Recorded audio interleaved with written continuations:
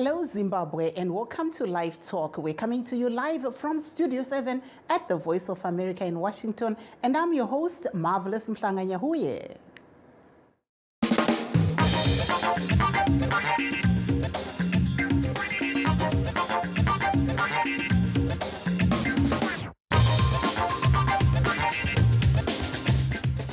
Today on Live Talk, we're looking at a two-day Zimbabwe-US Exchange Summit currently underway in Harare. But first, let us take a look at what is happening in the Middle East. With Israel tanks surrounding Gaza City, Prime Minister Benjamin Netanyahu says Israel will assume overall security responsibility after it ends control of the territory by Hamas militants. After another round of shadow diplomacy, Secretary of State Antony Blinken has acknowledged that the efforts to secure a pause in Israel's bombing of Gaza and to plan for the future of the Palestinians are a work in progress. VOA senior diplomatic correspondent Cindy Sain reports. 1 month after the brutal attacks by the U.S.-designated terrorist organization Hamas, that Israel says killed 1,400 people and injured 5,400, Israeli Prime Minister Benjamin Netanyahu made headlines during an interview with ABC News. Those who don't want to continue the way of Hamas, it certainly is not, I think Israel will, for an indefinite period, will have the overall security responsibility, because we've seen what happens when we don't have it. When we don't have that security responsibility, what we have is the eruption of Hamas terror on a scale that we couldn't imagine. At the White House, National Security Council spokesperson John Kirby was asked about Netanyahu's comments. We'll let them speak to their intentions, but we are definitely having conversations about what the post-conflict environment ought to look like and what governance in Gaza ought to look like. One thing there's absolutely no daylight on is Hamas can't be part of that equation. You can't go back to October 6th. At the State Department Tuesday, spokesperson Vedant Patel was also asked about the future of Gaza after the current fighting ends. Gaza is Palestinian land, and it will remain Palestinian land. And generally speaking, we do not support reoccupation of Gaza, and neither does Israel. Secretary Blinken was fairly clear about that during his travels as well. The Secretary of State just completed another tour of the Middle East. He met with Palestinian Authority President Mahmoud Abbas and indicated that the Palestinian Authority might be best suited to administer Gaza after the war. One expert who spoke to VOA said he believes a two-state solution for Israelis and Palestinians is still the best hope for a lasting peace in the region. Gilead Sher was chief of staff to former Israeli Prime Minister Ehud Barak. He spoke to VOA via Zoom from Israel. And I believe that this goes through a rehabilitation of Gaza with a gradual integration of the Palestinian Authority with the help of the Saudis, perhaps, the Gulf states, Egypt, Jordan, the United States. The Sunni axis, the Sunni Western axis, could help that come a reality. Blinken left the Middle East and headed to Asia for a G7 meeting.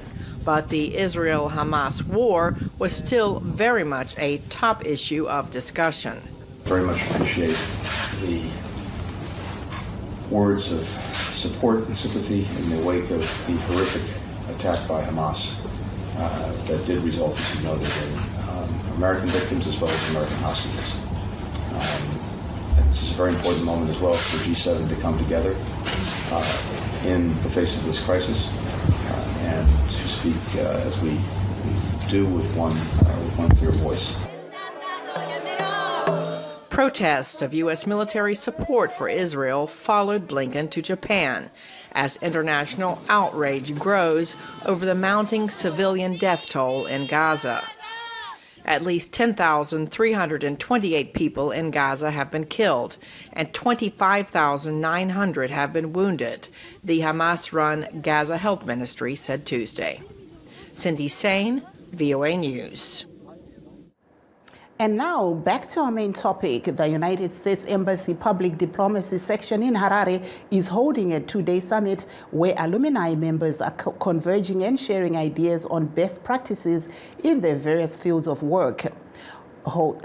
Addressing delegates at the summit, U.S. Embassy Public Affairs Officer Larry Socha said there were over 300 alumni of programs that have been run by the embassy. It's really exciting to be here in Harare and to gather over 300 alumni of the nearly 24 exchange programs that we have out of the U.S. Embassy in Harare and across then Zimbabwe. Represented here are individuals of all different ages, from newer exchange programs like the Mandela Washington Fellowship, which was just created in this past decade, to the International Visitor Leadership Program, which is a program that is over 100 years, which is over 80 years old now. So we're really excited to have all this energy in the room. Over the next 2 days, we're going to be exploring a number of different topics. On the schedule is everything from climate change to education to artificial intelligence. So we're here to share American ideas. I'm so glad to have so many Zimbabweans, hundreds of Zimbabweans, to share their Zimbabwean ideas with us, because that is what these 2 days is all about. It's about exchange. It's about coming together. It's about connecting and inspiring, so that in the coming years and the coming decades, our two countries can grow closer together and advance across our common goals that we share. That was the U.S. Embassy Public Affairs Officer Larry Socha speaking to Studio 7's Tobias Mudzingwa in Harare. Zimbabwe Exchange Alumni Chairperson Ben Ncube also shared his views on the significance of the Exchange Summit. Let's hear what he had to say. The event that we have today is an alumni summit, which is a 2-day program bringing together alumni so we can ideate on what the future looks like for all of us. I think it's very important insofar as it consolidates all the work that alumni have been doing. Most of the alumni of this program are part of it because of the impact they've been creating in their communities. So by virtue of being at this event, they are able to consolidate all the work that they're doing and create more avenues for collaboration. So I think a platform such as this one is excellent for young people, especially those looking to get into different sectors, business, civic space, because the change makers are here. And any young person who's able to tap into this space can also gain access to those resources. That was Zimbabwe Exchange Alumni Chairperson Ben Ncube speaking to Studio 7's Tobias Mudzingwa in Harare. Ruvarangu Mberi, one of the female participants from Harare, shares her views on the program. This encounter has been very informative for me. So I was part of the climate change session. That's what I was part of. And, you know, I got to learn so much about climate change. And I think one of the key things that was discussed in the session was the importance of involving young people from the grassroots level and just, you know, sharing information adequately in a way that everyone understands so that everyone takes little actions which mitigate climate. But overall, all the sessions, I think they've been very helpful for everyone who attended, all the youth who were here, because it was a great networking opportunity. People got to, you know, share business contacts, and it makes room for business partnerships and, you know, business opportunities. So one of the subjects which was also discussed was financing and cooperation between the private sector as well as community-based organizations and different sector players. So this whole encounter has been really useful, because now I think for myself as a climate enthusiast, now I know who to approach when it comes to grants, when it comes to writing of proposals, etc. So it's really good for young people, because it was really eye-opening and also encourages young people to be more active in the business sector. That there was Ruvarangu Mberi speaking in Harare.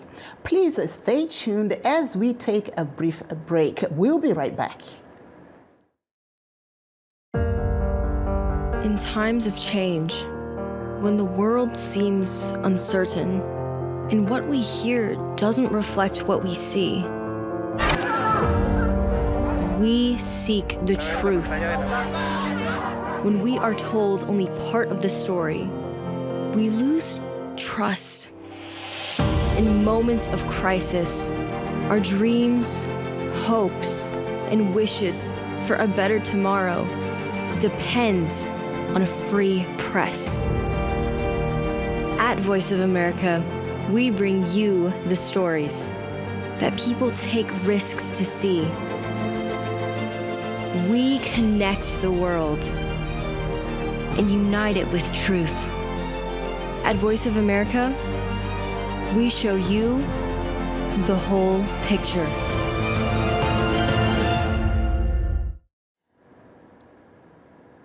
For those that have just joined us, please note that we are streaming live on all our Facebook pages, VOA Shona, VOA Studio 7, and VOA Ndebele. We're also live on YouTube at VOA Zimbabwe. And today we're discussing about the Zimbabwe-US Exchange Summit currently taking place in Harare. To discuss the matter, we are joined by alumni Tawanda Nyambuya of Amo Organics based in Bulawayo. We also have Loretta Maunganidze of House of Purple in Harare and Professor Elliot Masocha from DeVry University in Ohio here in the United States. Welcome to the program. Thank you. Thank you so much. Thank you. I'll start off with you, Ms. Loretta Maunganidze. Tell us a little bit about what you are doing and how you've actually benefited from this exchange program. Okay, so let me start and give you just a brief. I started my journey in 2019 as part of the pilot group. I had been doing business before that, but as an informal. And one thing I need to note is that most opportunities that come have age restrictions. So I was pleasantly surprised to be accepted as someone who was over 50, which is something that I really have to thank the American Embassy for. So in terms of my growth, I have seen huge growth in my business, not only in income, but in knowledge. My knowledge base has increased. I am working from starting as a person who just do tie and dye. I've now moved my business to different levels. I've gone from tie and dye fabrics to bed linen, to community outreaches, to awareness. The growth can't even be measured. But when I look back at where I was and where I am, and this is all due to the knowledge and the skills that we learned on our OR program. Mm-hmm. Thank you very much. And I'll switch over to you, Tawanda Nyambuya of Amo Organics based in Bulawayo. Tell us a little bit about your program and also how you've actually benefited from this U.S. Exchange Summit that is currently underway in Harare. Oh, thank you so much. Good evening to listeners. The exchange program was so informative. I was actually a panelist and exhibitor at the same time. Mm-hmm. I learned more about what other people are doing. We also discussed and come to the conclusion that there are some methods that we can actually utilize in Zimbabwe in terms of post-harvest preservation and innovation, like sun-drying vegetables like tomatoes. Then coming back to what I'm doing here is I'm organic. I'm processing avocado oil, which is a natural product for treating skin problems like eczema, dry skin, and also moisturizes and nourishes your skin. So what we are actually doing here, we are processing avocados which are over-ripened, and mostly customers, they don't like them. So instead of throwing them in the dump site, we now process them and add value to them. I'm also working on a project of extracting castor oil and also going further to indigenous, like the Zombani. I'm also working on that. I want to extract the oil from Zombani because it is a fragrance.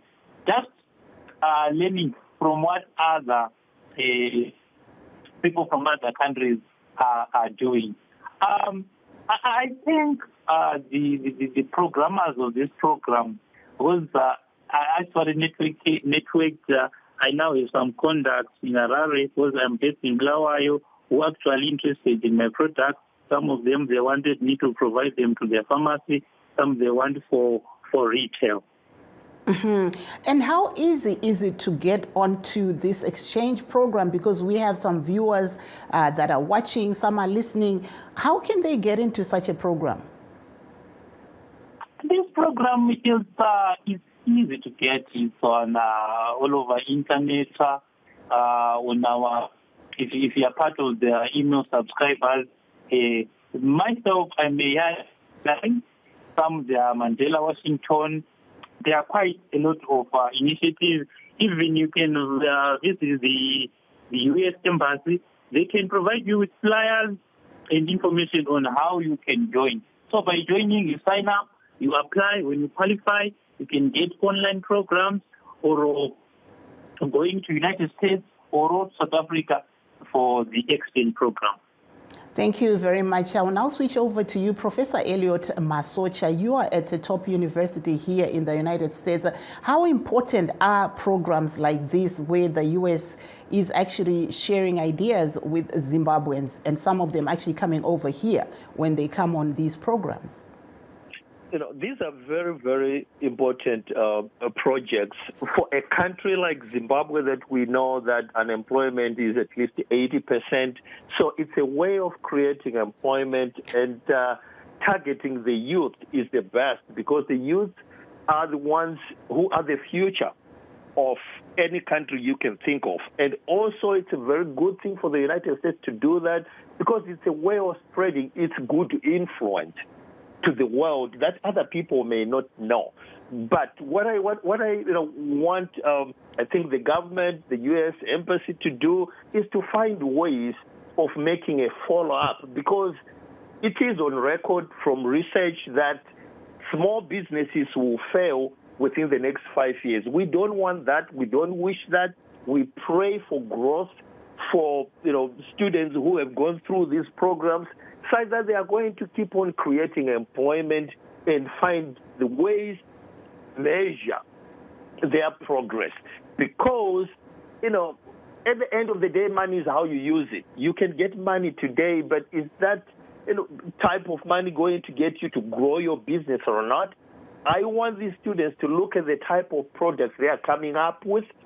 I know Zimbabwe and many other countries throughout the whole world, they're still stuck on a regular product. When we in the United States here, we are way ahead of a regular product to what is called an emphatic product.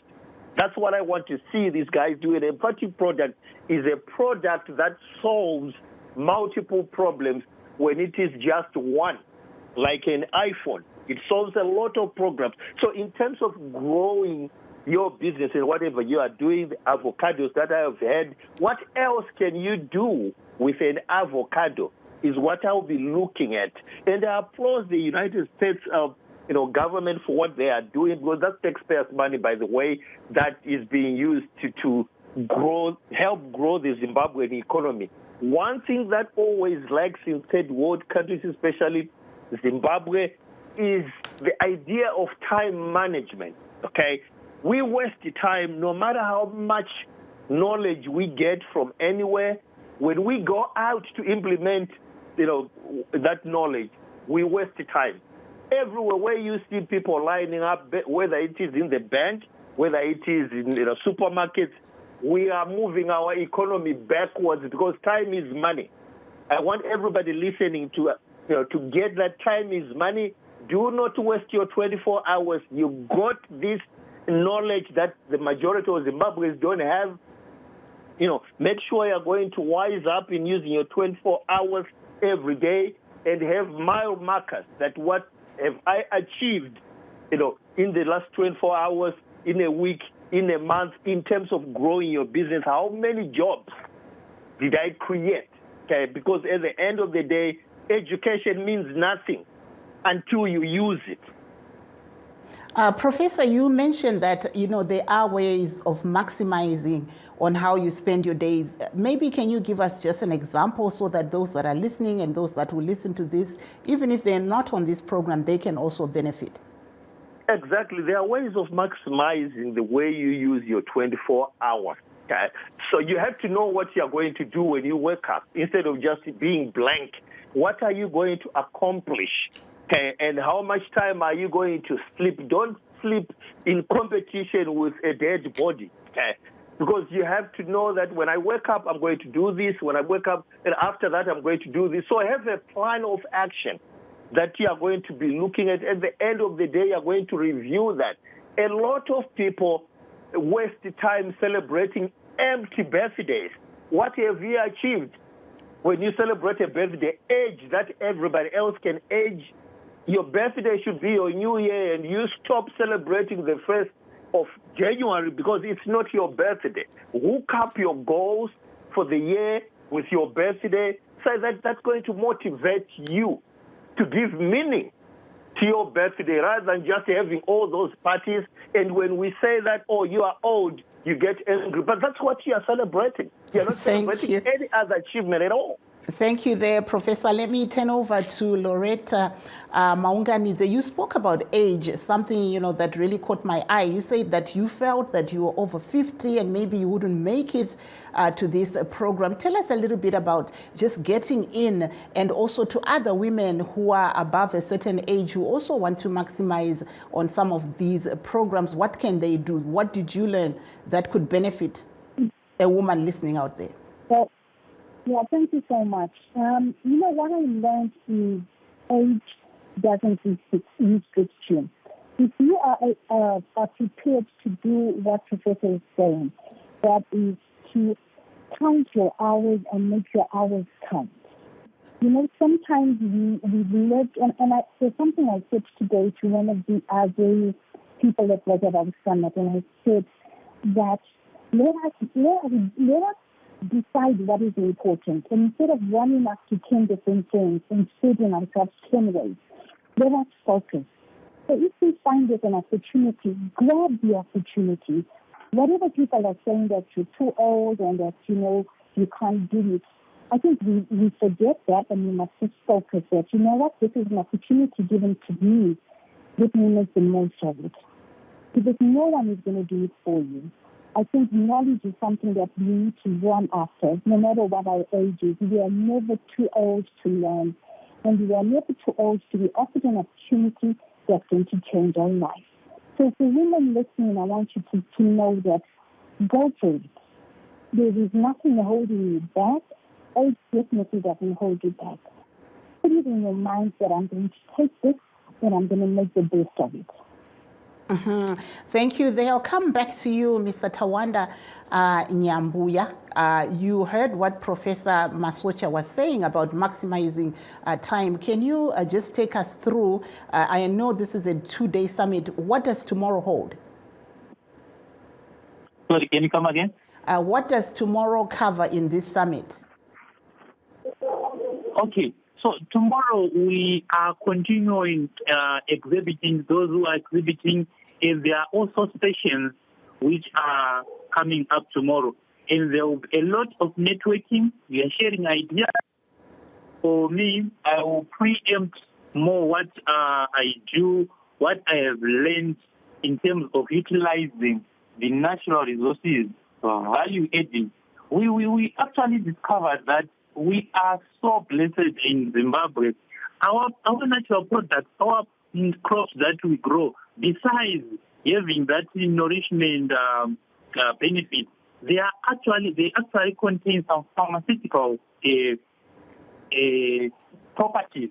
So it also reduces now the cost of modern medication, which might be expensive to men. So by zeroing in on indigenization and also the fact of, I learned something from Professor, utilizing our time. So let's spend our time, what we learned at school and also what we learned during fellowships, let's now apply it to practical so that we solve solutions in our communities. I am pretty sure tomorrow it will be more exposure, and I will learn more. And I'm expecting those who couldn't afford to attend today, tomorrow I think they'll come because there is more of networking and exchange of ideas. Thank you there. We were also expecting to hear from Chef Mhleng from Bulawayo, but we're having issues with her phone. But Chef Mhleng, it would have been really interesting to find out how you are actually benefiting from that program as someone who's a chef. But your last word, Professor Masocha, to some of the people that are watching and our alumni who are here. I want them to know that, when they look at growing their businesses, they also have to look at the rural areas. That's the biggest market that they can go and organize and grow their businesses. That's number one. And there is a saying that says there's a fortune at the bottom of the pyramid. Those poor people are the ones that drive the economy. So don't forget them. In cities, it's so much overcrowded. Let's spread all the way to the rural areas and grow our businesses and start our business there and help people.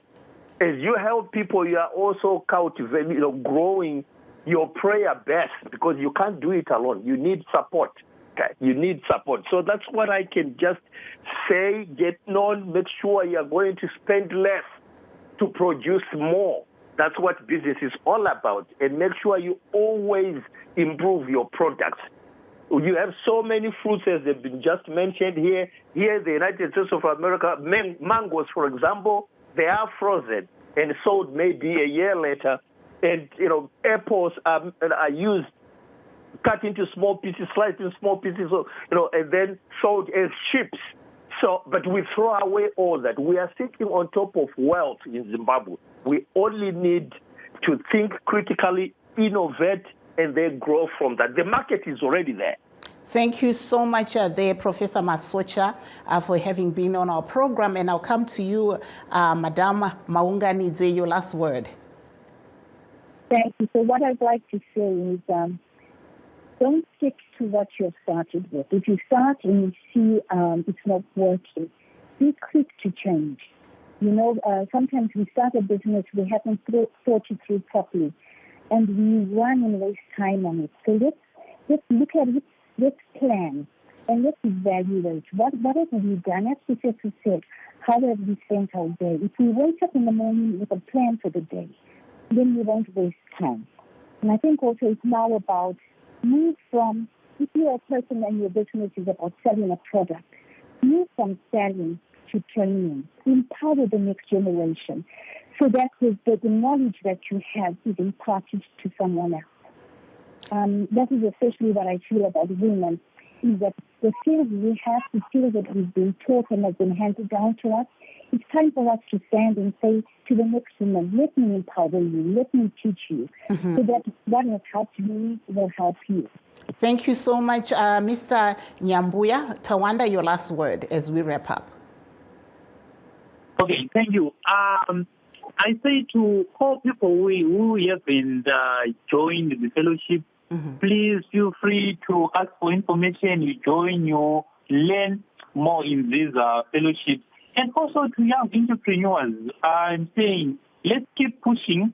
Let's not just wait for funding and complain about funding. Let's try to utilize the knowledge that we have. Then we find funding during the way, and we value add, we network. And one other thing, let's get together and why go by supporting each other. Thank you so much. And that brings us to the end of our show. And signing off in Washington, I'm Marvelous Mhlanga Nyahuye.